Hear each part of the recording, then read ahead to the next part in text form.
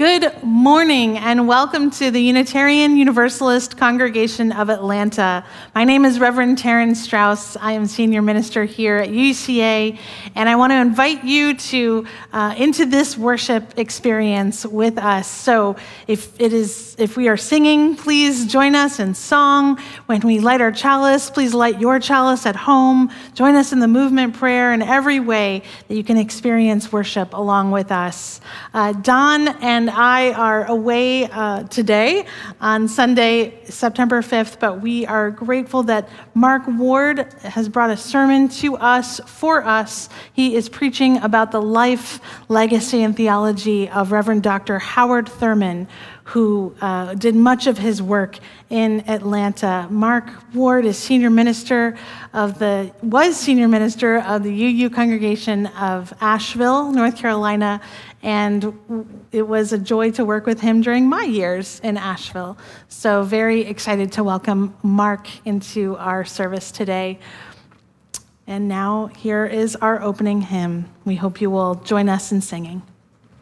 Good morning, everyone. I am so excited to introduce you to our guest musician this morning, Leah Morris.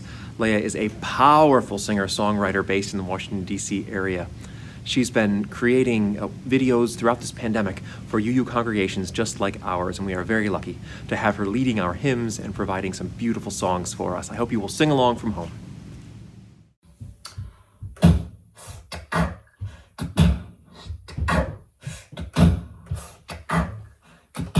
Our world is one world. What touches one affects us all. The seas that wash us round about, the clouds that cover us, the rain that falls. Our world is one. The thoughts we think affect us all. The way we build our attitudes with love or hate we make, a bridge or a wall. Our world is one world. Its ways of wealth affect us all. The ways we spend, the ways we share, who are the rich and poor, who stand or fall.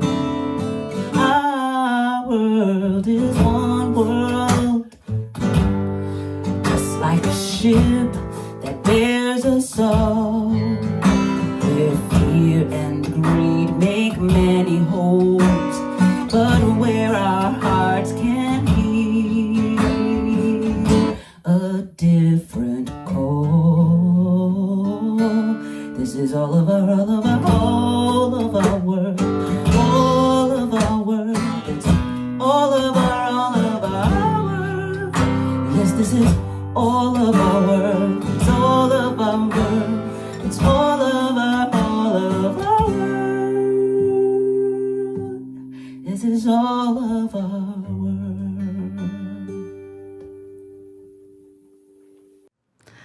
And now please join us in saying the chalice lighting words together.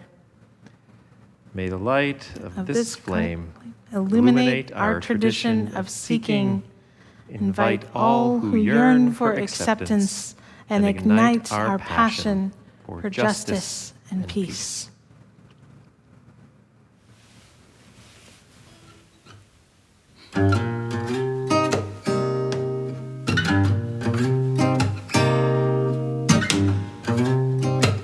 Always trying to bring me down, trying to show me your reality.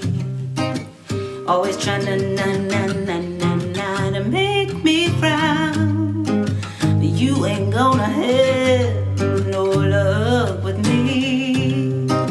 Get thee behind, get thee behind, get thee behind me. Save your lives, 'cause I know that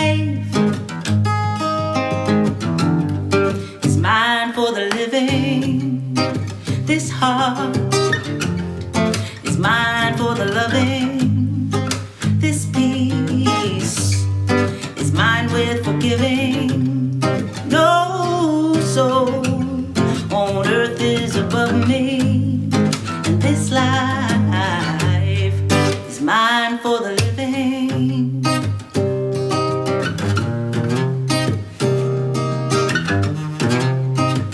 Even when it looks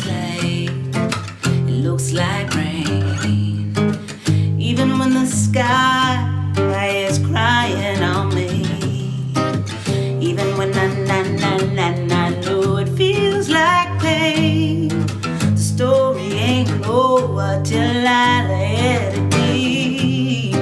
Get thee behind, get thee behind, get thee behind me, yeah.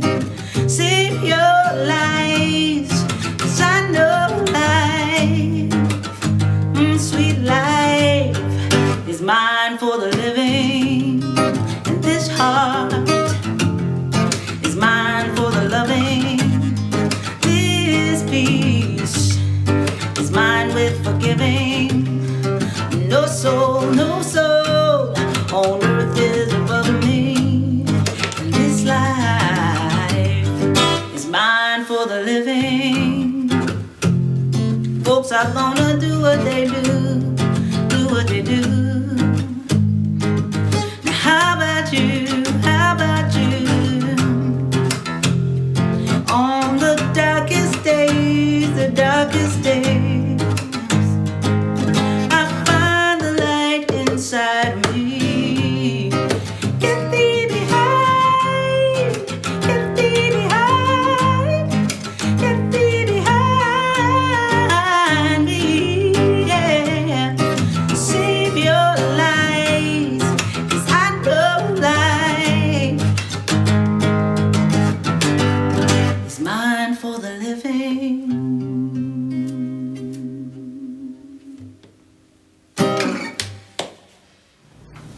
Buenos días, yo soy Carolina. Buenos días, yo soy Penelope. Y yo soy Elizabeth y esta es Gwendolyn. Primero, Nos inclinamos para honrar el espíritu de vida. Levantamos nuestros brazos y abrazamos los dones del espíritu. Traemos estos dones a nosotros mismos con gratitud y respiramos y sonreímos. Compartimos esos dones con el mundo. Recordamos estar presentes. Honrar, abrazar, gratitud, compartir, estar presentes.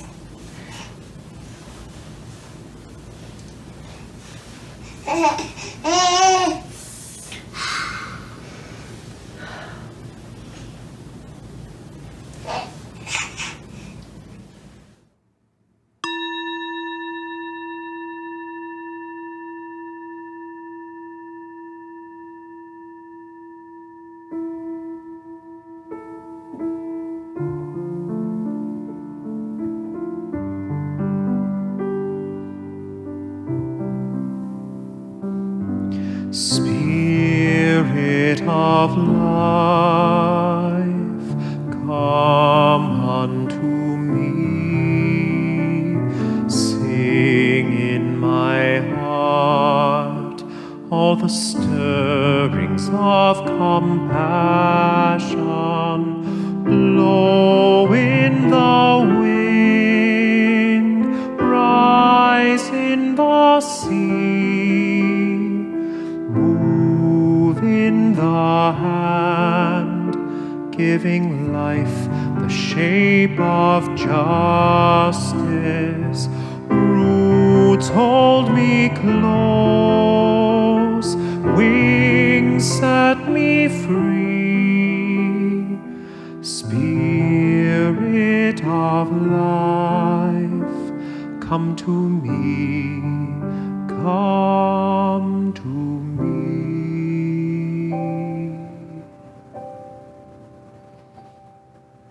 Let us put hands upon hearts and feel the warm connection. Let love in this moment flow. Say to yourself silently, I will love myself.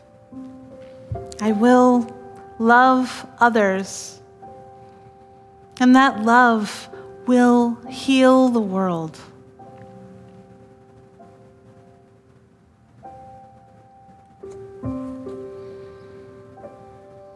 You are invited to say the names of those people you are holding in your heart this morning. Someone who could use some extra loving energy coming their way. Please write their names into the live chat or speak their names into this holy moment now.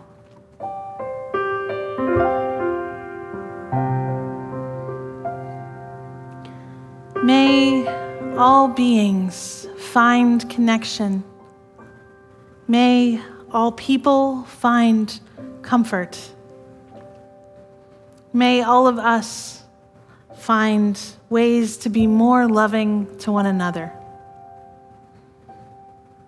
As humans have gathered for millennia, so we gather in our way on this day to gently surrender to something beyond ourselves, to humbly acknowledge our mistakes, to ask forgiveness,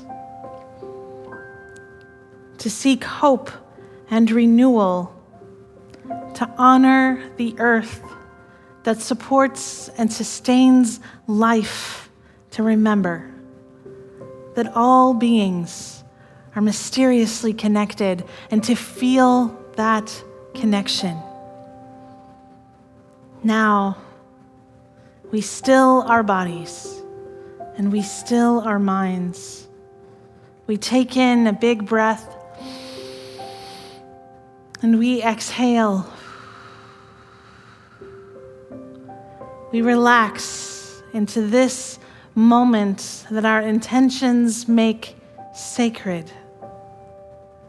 We enter into the wise silence.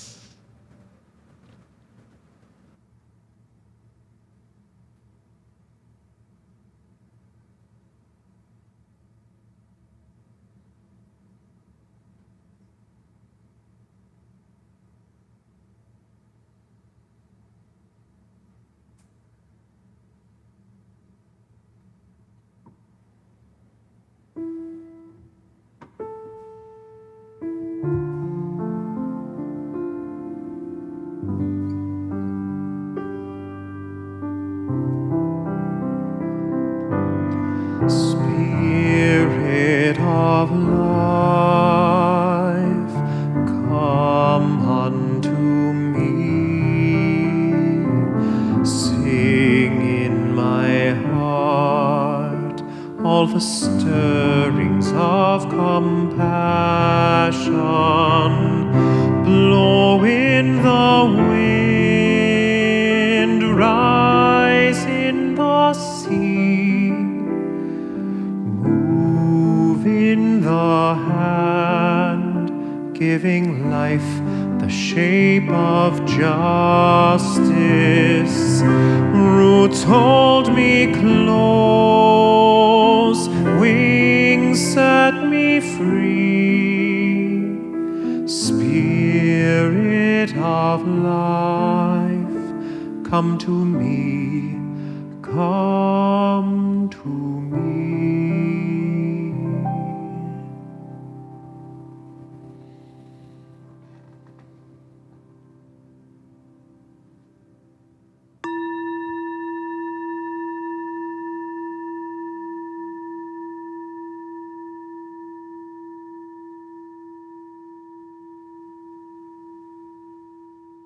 I'm Bruce Gaunt, a UUCA lay minister, and I want to give you an example of how being a Unitarian Universalist and a lay minister has affected my day-to-day life.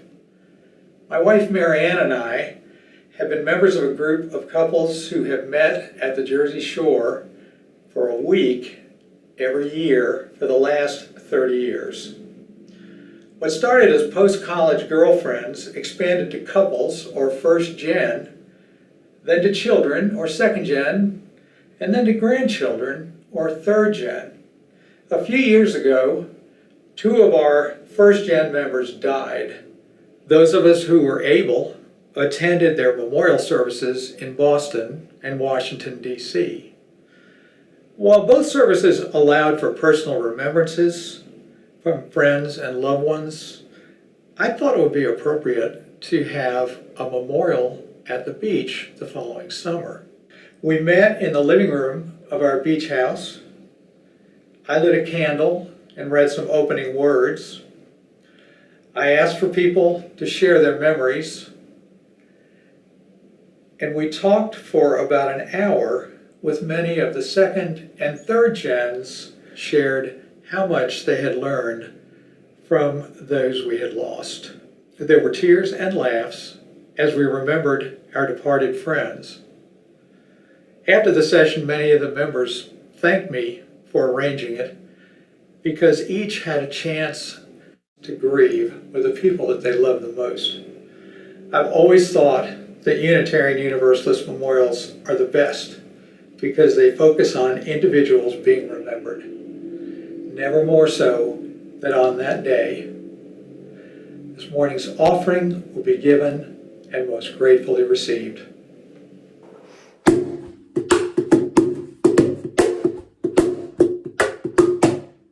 Take this hammer, take it to the captain. Take this hammer, take it to the captain. Take this hammer, take it to the captain. And tell him I'm gone, tell him I'm gone. Now if you should ask him, was I running?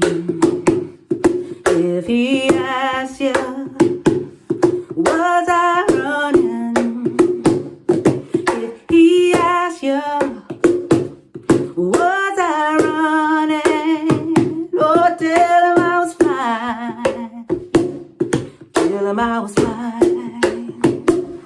Now if he should ask you, was I laughing? If he asks you, was I laughing? If he asks you, was I laughing? You can tell him I was crying. Tell him I was crying. Take this hammer, take it to the captain. Take this hammer, take it to the captain. Take this hammer, take it to the captain. Tell him I'm gone, tell him I'm gone. Please join me in dedicating this morning's offering to the work of this congregation, which is weaving a tapestry of love and action we call community. We dedicate our lives, and these are offerings. Our reading this morning is from Meditations of the Heart by Reverend Howard Thurman. How good it is to center down, to sit quietly and see oneself pass by. The streets of our minds seethe with endless traffic. Our spirits resound with clashings, with noisy silences, while something deep within hungers and thirsts for the still moment and the resting lull. With full intensity, we seek ere the quiet passes, a fresh sense of order in our living, a direction, a strong, sure purpose that will structure our confusion and bring meaning in our chaos. We look at ourselves in this waiting moment, the kinds of people we are. The questions persist. What are we doing with our lives? What are the motives that order our days? What is the end of our doings? Where are we trying to go? Where do we put the emphasis? And where are our values focused? For what end do we make sacrifices? Where is my treasure? And what do I love most in life? What do I hate most in life? And to what am I true? Over and over, the questions beat in upon the waiting moment as we listen, floating up through all the jangling echoes of our turbulence. There is a sound of another kind, a deeper note which only the stillness of the heart makes clear. It moves directly to the core of our being. Our questions are answered, our spirits refreshed, and we move back into the traffic of our daily round, but with the peace of the eternal in our step. How good, how good, how good it is to center down.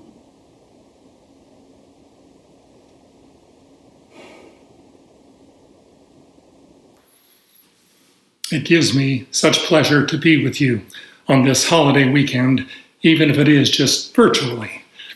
The last time I was with you was for the ordination and installation of my friend and colleague, the Reverend Taryn Strauss, as senior minister of your church. What an amazing moment that was, and I hope and expect it has paid many dividends in time with you since.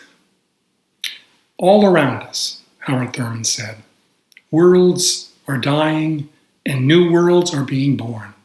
All around us, life is dying and life is being born. The fruit ripens on the tree. The roots are silently at work in the darkness of the earth, against a time when there shall be new leaves, fresh blossoms, green fruit. Such is the growing edge. It is the extra breath from the exhausted lung. One more thing to try when all else has failed. The upward reach of life when weariness closes in on all endeavor. This is the basis of hope in moments of despair. If one could speak of the project of Howard Thurman's life, it might be summarized with his hope to communicate that brief meditation, what it conveys. Amid the despair, the pain, the suffering that all life may bring, there remains the promise of awakening, a promise rooted in our very being that each of us has the capacity to find and to bring to life. This conviction arose out of a lifetime of teaching and preaching, as well as a personal mysticism that pointed to a growing edge in human awareness that he felt directed us to a path of more abundant life for us all. It's part, I think, of what's drawn people recently back to Howard Thurman as a spiritual guide 40 years after his death. It was the persistent hope of this prophetic voice that his life's work might show the way to the reconciliation of all people, to hope, to peace. Thurman's story has a remarkable beginning. In Daytona Beach, Florida, where he was born in 1897. He told of a tightly knit family that held him in love even after the early death of his father. He told of regular nighttime walks along the Atlantic seashore where he first intuited a deep connection among all things and what he called an island of peace in his soul. But the day-to-day reality was quite different in a town that he described as so segregated, that whites and blacks may as well have lived on different planets. He lived at the mercy of any white person, from youth to adult, who could scorn him, abuse him, disregard him in a way that he said just froze him in place. For him, he said, white people were entirely outside of the scope of what he called the magnetic field of my morality. They were not hated, he said, they were simply out of bounds. They were tolerated as part of the environment, but they didn't count in. But Thurman was blessed to be raised by a grandmother whose bounteous love gave him shelter. A former slave, she impressed on Thurman a deep biblical spirituality that affirmed his worth as one of God's children, who she hoped might use what she called the magic of learning to realize all that he could be. And he did. He was the first black youth of Daytona Beach to receive an 8th grade certificate. He then moved on to graduate from a segregated academy in Jacksonville, and then he enrolled in Morehouse College. He graduated as valedictorian and studied briefly at Columbia University, but found his calling at Rochester Theological Seminary. There he was admitted as one of 2 slots that the school set aside for African Americans. But still, he went on to graduate as valedictorian and president of the student body. After school, he served a church in Oberlin, Ohio for a few years, but later moved back to Morehouse and Spelman colleges as director of religious life. Several years later, he left for Howard University, where he was to spend the next 12 years. It was during his stay at Howard that he had an experience that changed his life, a 6-month trip to India in 1933, where he became the first Black American minister to meet Mohandas Gandhi. Gandhi told Thurman that there was much that puzzled him about the American church, and especially the way that, in his words, Christianity seemed paralyzed by the color bar. No answer could we give, Thurman said, for I knew no religious institution in which there were no lines drawn. Thurman told of watching camel trains in the Khyber Pass, and he was thrilled by the deep mixing of many faith traditions. He determined that when he returned, he would, in his words, test whether a religious fellowship could be developed in America that was capable of cutting across all religious barriers. Coming back to the U.S., Thurman gave his attention to the apparent flaws in Christianity. Particularly, he said, the way it seemed impotent to deal radically and therefore effectively with issues of discrimination and injustice on the basis of race, religion, and national origin. Was this due, he asked, to some fundamental weakness in the Christian faith? Or in his words, was it a betrayal of the genius of that faith that was to blame? That question became the foundation to what may have been the most important work of his life, Jesus and the Disinherited. He began the book with a stern judgment for those who seek strength and support from their faith, who seek, in his words, to live in the present with dignity and creativity.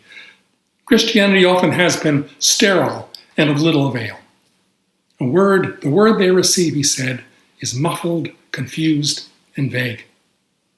The apparent reason for this state of affairs, he said, is that in exchange for security and respectability, the Christian church has chosen to be on the side of the strong against the weak.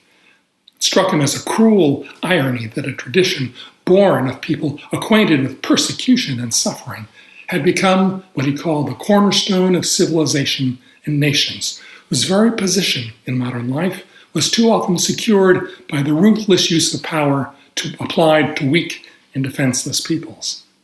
Yes, it was true that the church spoke of expressing concerns for those who were less fortunate, but lurking beneath those words, he said, is a certain contempt for those very people, born of pride and arrogance.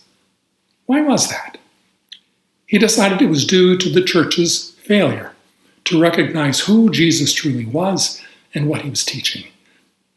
Though now led by powerful and dominant people, Christianity was actually born in the mind of this Jewish teacher and thinker as a technique of survival for the oppressed.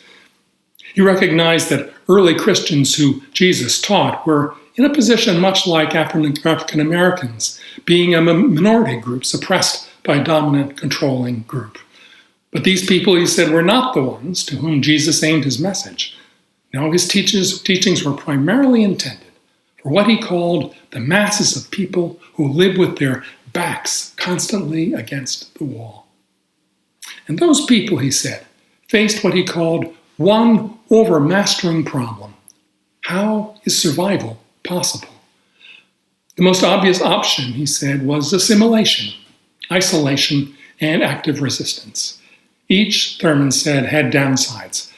Assimilation might assure survival, but it meant yielding oneself to that which, deep within, one recognizes as unworthy. In time, it breeds a loss of self-regard. Isolation may separate me from my oppressors, but in time, he said, it breeds bitterness, hatred, and a deep calculating fear. Active resistance, he said, has an appeal, but is apt to be tragic in the last resort in the life of the disinherited. So is that all there is? Jesus, he said, came up with one more, which was the center of his ministry. For Thurman, it was summarized in the phrase, "The kingdom of heaven is within us." It was a message central to Thurman's life, went back to his earliest days. He recalled his grandmother teaching the story of the slave preacher who ended every sermon with the assurance, "You are not slaves, you are God's children." I grew up with that story, Thurman told an interviewer late in life. This rooted me in the very significance in life, this that nothing else in my environment could destroy. It is here that Thurman locates the origins of the love ethic that underlies Jesus' ministry. If we understand that there is something irreducible, holy within us, we can imagine it in others as well. It offers a sense of self that each person, no matter what their circumstances, can find within. It puts us on a common plane with all others, whatever their situation, he said, and is the beginning of a shared sense of mutual worth and value. Returning to Howard University after India, Thurman began exploring the consequences of this new theology. He experimented with worship styles intended to make experiences exploring how religion builds community. Then in 1944, he seized an opportunity to push that hope even further, leaving Howard to help found a unique church in San Francisco. The Church for the Fellowship of All Peoples was the first church in America that was fully integrated, white and black in its membership and its leadership. Fellowship Church was a phenomenon. It drew wide attention for Thurman's compelling preaching, but also as an exemplar for religion, as a resource for social change, not so much a spur to action as a source of inspiration for individuals to fully live their commitments. Thurman stayed in San Francisco nearly 10 years before he was called as Dean of the Chapel at Boston University, where he stayed until 1965. Once again, he was a groundbreaker, the first black person to serve as a religious leader in a majority white university. It was there that he came to know Martin Luther King Jr., urging on him Gandhi's philosophy of nonviolent resistance. And though King was a major influence on other leaders in the civil rights movements, while Thurman sat on boards at the NAACP and CORE, he never made his way to the marches. Instead, he centered his work in spiritual renewal, the work of attending to the growing edge we spoke of at the beginning. It's something we continue to struggle with today, seeking the tools to dismantle the structures of white supremacy that dog us still. Generation after generation, the 400-year-old campaign of terror erupts at us again and again like crabgrass we can't seem to eradicate. Thurman knew all about this, and yet throughout his life he remained hopeful, and his hope was centered in the belief in a quiet center within, which he says gives us the peace of the eternal in every step. This was for him a visceral truth that he felt going back to his youth, where he wandered the beaches of Florida. He held his breath and watched the stars, It was, he said, as if all things and I were one lung through which all life breathed. Not only was I aware of the vast rhythm enveloping all, but I was part of it, and it was part of me. This mystical perspective frustrated some of his students and followers, who hoped to see him in a more activist stance. Yet his pastoral presence was a grounding for them, and many others across religious traditions. Thurman had the sense that there was a truth underlying all other truths, a stillness that each of us finds and names in our own ways that is our refuge. And in that stillness is the seed for growth toward wholeness. It is there, in that which impels us to growth, that Thurman located his hope. A hope begun in individual exploration, but realized finally in community.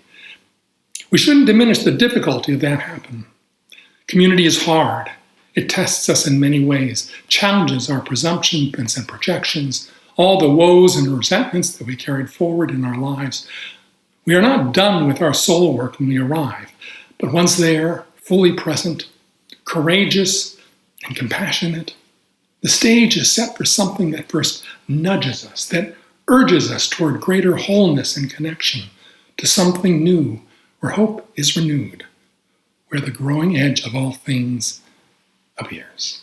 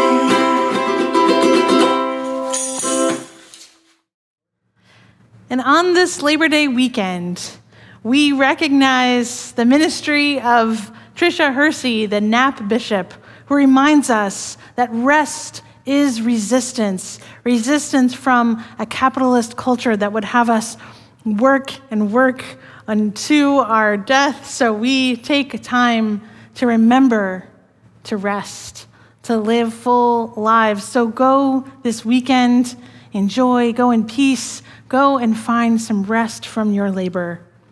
Amen, and blessed be.